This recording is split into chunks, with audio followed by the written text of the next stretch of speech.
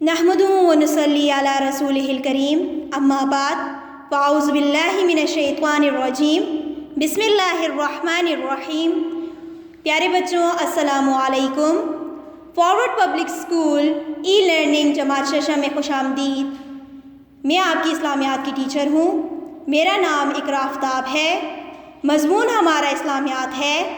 باب صوم سیرت طیبہ، سبق نمبر 3 صلح حدیبیہ ہے۔ تو بچوں، آج ہم حصہ اول میں اس کی پڑھائی اور اس کی وضاحت کے بارے میں پڑھیں گے۔ تو پیارے بچوں، آج کا جو ہمارا سبق ہے وہ باب صوم میں سیرت طیبہ سے صلح حدیبیہ ہے۔ تو یہ آپ کی کتاب کے صفحہ نمبر 31 پر موجود ہے۔ جی تو بچوں، جب ذوالحج کا مہینہ قریب آیا تو آپ صلی اللہ علیہ وآلہ وسلم نے حج کا ارادہ فرمایا۔ تمام صحابہ کرام پر یہ ارادہ ظاہر فرمایا کہ تم میں سے کون کون اس مقدس ترین سفر پر ہمارے ساتھ جانا چاہتا ہے۔ حج، وہ بھی آپ صلی اللہ علیہ وآلہ وسلم کے ساتھ۔ اس سے بڑھ کر اعزاز کا تصور اور کیا ہو سکتا تھا؟ اب یہ کیسے ہو سکتا ہے کہ ایک بھی صحابہ آپ صلی اللہ علیہ وسلم کے ساتھ جانے سے انکار کر دے؟ اسی طرح آپ صلی اللہ علیہ وآلہ وسلم 700 یا 800 ساتھیوں کے ساتھ، جن میں سے مہاجرین اور انصار بھی شامل تھے، اور خاص بات تو یہ تھی کہ ان میں سے سب معزز ترین صحابہ کرام تھے، اور وہ اپنے ساتھ اسلحہ نہیں لے کے جا رہے تھے، کیونکہ یہ سب صحابہ کرام حج کے لیے تشریف لے جا رہے تھے، نہ کہ کسی جنگ میں حصہ لینے کے لیے۔ یہ بہت پرامن اور مقدس سفر تھا، اور وہاں قریش مکہ جو تھے وہ مسلمانوں کے خلاف اپنے دل میں نفرت کو ڈالے ہوئے تھے۔ اس صورتحال کو برداشت نہیں کر سکتے تھے کہ مسلمان حج کے لیے مکہ میں داخل ہوں، تو انہوں نے ایک بھاری لشکر مقرر کیا تھا کہ ایک بھی صحابہ میں سے مکہ داخل نہ ہونے پائے۔ آخرکار ایک معاہدہ طے پایا، جن میں سے چند شرائط رکھی گئی، اور یہ معاہدہ 10 سال کے لیے مقرر ہوا، اور اس معاہدے کو صلح حدیبیہ کے نام سے یاد کیا جاتا ہے۔ صلح حدیبیہ مکہ مکرمہ سے تقریباً 18 کلومیٹر دور ہے۔ حدیبیہ ایک کنویں کا نام تھا۔ اسی کنویں کے نام پر وہاں ایک چھوٹا سا گاؤں بھی آباد تھا۔ یہاں نبی کریم صلی اللہ علیہ وآلہ وسلم اور مشرکین مکہ کے درمیان ایک معاہدہ، عہد، وعدہ ہوا تھا، جو صلح حدیبیہ کے نام سے مشہور ہے۔ تو بچوں، اب ہم اس کے واقعات کے بارے میں پڑھیں گے۔ رسول اکرم صلی اللہ علیہ وآلہ وسلم نے ہجرت کے 6 سال عمرہ کے لیے مکہ مکرمہ جانے کا ارادہ فرمایا۔ یہ خبر سن کر مسلمانوں میں خوشی کی لہر دوڑ گئی، یعنی وہ خوش ہو گئے، اور وہ خانہ کعبہ کی زیارت کے لیے بے تاب تھے، یعنی بے چین تھے۔ تقریباً 1500 کے قریب صحابہ کرام رضی تعالیٰ عنہم آپ صلی اللہ علیہ وآلہ وسلم کے ساتھ جانے کے لیے تیار ہو گئے۔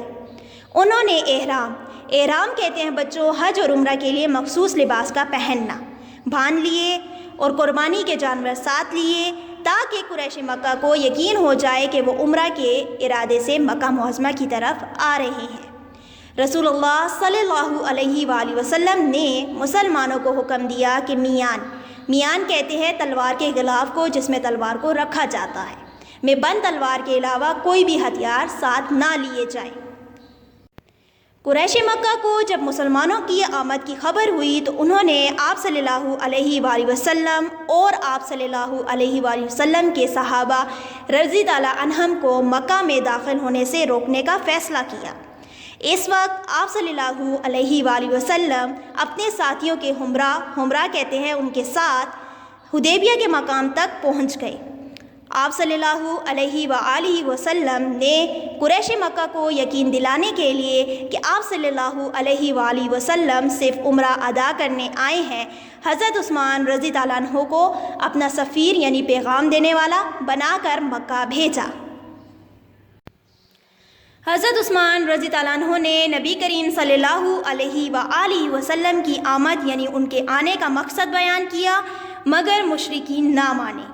انہوں نے حضرت عثمان رضی تعالیٰ عنہ کو بیت اللہ کا طواف کرنے کی پیشکش کی، جو آپ رضی تعالیٰ عنہ نے یہ کہتے ہوئے ٹھکرا دی، یعنی رد کر دی کہ میں رسول اللہ صلی اللہ علیہ وآلہ وسلم کے بغیر طواف نہیں کر سکتا۔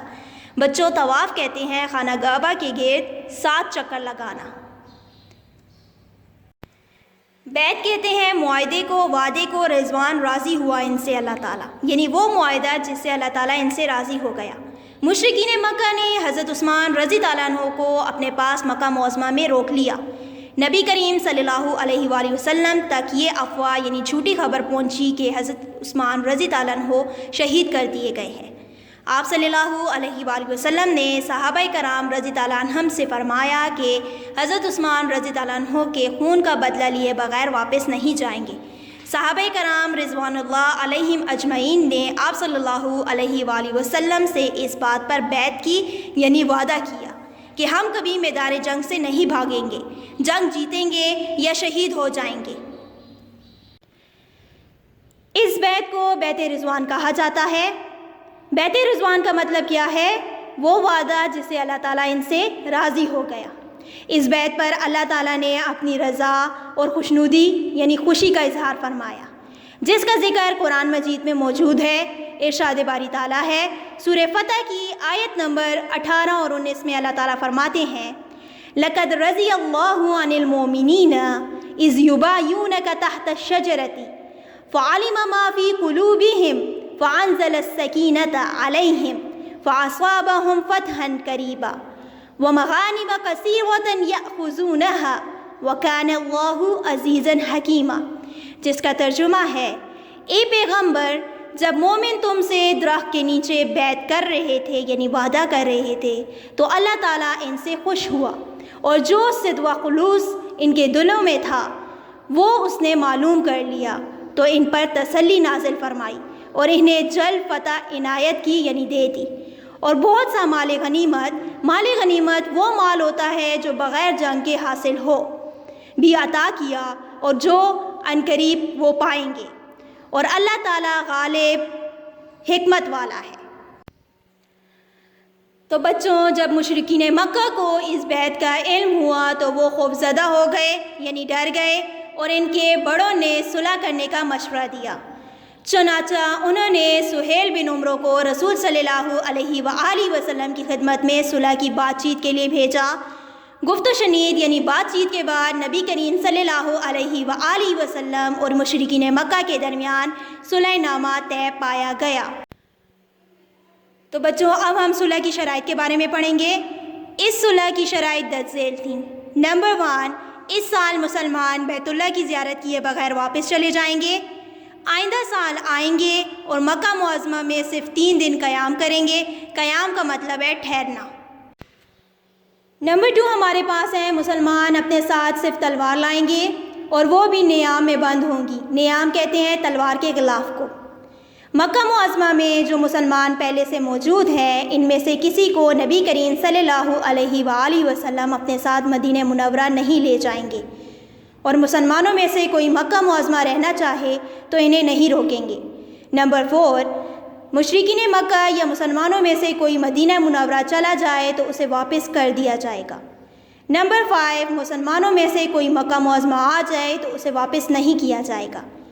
نمبر 6، عرب قبائل کو اختیار ہوگا کہ وہ مشرکین مکہ یا مسلمانوں میں سے جس کے چاہیں حلیف بن جائے۔ حلیف کہتے ہیں دوست۔ نمبر 7 ہے یہ معاہدہ یعنی یہ وعدہ 10 سال کے لیے ہوگا۔ اس دوران کوئی فریق ایک دوسرے کے خلاف جنگ نہیں کرے گا۔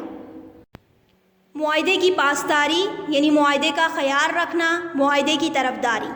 جب یہ صلح نامہ لکھا جا رہا تھا تو حضرت ابو جندل رضی اللہ عنہ جو مسلمان ہو چکے تھے اور مشرکین مکہ کی قید میں تھے، کسی طرح بیڑیوں یعنی زنجیروں سمیت بھاگ کر آپ صلی اللہ علیہ وآلہ وسلم کی خدمت میں پہنچ گئے۔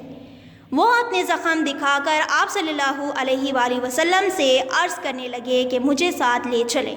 ان کے والد سہیل بن عمرو نے کہا کہ اسے ہمارے حوالے کر دیں، تو آپ صلی اللہ علیہ وآلہ وسلم نے معاہدے کی پاسداری یعنی اس کی طرفداری کرتے ہوئے حضرت ابو جندل رضی اللہ عنہ کو اس کے حوالے کر دیا۔ صلح کے فائدے۔ صلح کی شرائط بظاہر مسلمانوں کے حق میں نہیں تھیں، مگر اس معاہدے سے مسلمانوں کو تبلیغ دین کی آسانی ہو گئی۔ مشرکین مکہ کو مسلمانوں کی باتوں پر غور کرنے کا موقع ملا، تھوڑے عرصے میں مکہ معظمہ کے ہر گھر میں اسلام پہنچ گیا اور بہت سے لوگ مسلمان ہو گئے۔ ان میں حضرت عمرو بن عاص رضی اللہ عنہ اور خالد بن ولید رضی اللہ عنہ بھی شامل ہیں۔ صلح حدیبیہ کے مطابق نبی کریم صلی اللہ علیہ وآلہ وسلم نے صحابہ کرام رضی اللہ عنہم کے ساتھ اگلے سال مکہ معظمہ تشریف لا کر عمرہ ادا فرمایا۔ صلح کی اہمیت۔ صلح حدیبیہ کو اللہ تعالیٰ نے قرآن مجید میں فتح مبین قرار دیا۔ فتح کہتے ہیں کامیابی، مبین کھلی، یعنی کھلی فتح۔ یہی صلح نامہ 2 سال بعد فتح مکہ کا پیش خیمہ ثابت ہوا۔ اس معاہدے میں ہمارے لیے یہ سبق ہے کہ ہم اگر امن پسند رہیں اور ہر حال میں معاہدے کی پاسداری یعنی معاہدے کا خیال رکھیں تو اللہ تعالیٰ کی رحمت ہمارے ساتھ ہوگی۔ تو پیارے بچوں، یہاں پر ہمارے سبق کا اختتام ہوا۔ میں امید کرتی ہوں کہ آپ کو اس کی اچھی طرح سمجھ آئی ہوگی۔ یہ ہمارا حصہ اول تھا جس میں ہم نے اس کی پڑھائی اور اس کی وضاحت کے بارے میں پڑھا۔ انشاءاللہ حصہ دوم میں ہم اس کے مشقی سوالات کے بارے میں پڑھیں گے۔ گھروں میں رہیں، محفوظ رہیں۔ اللہ حافظ۔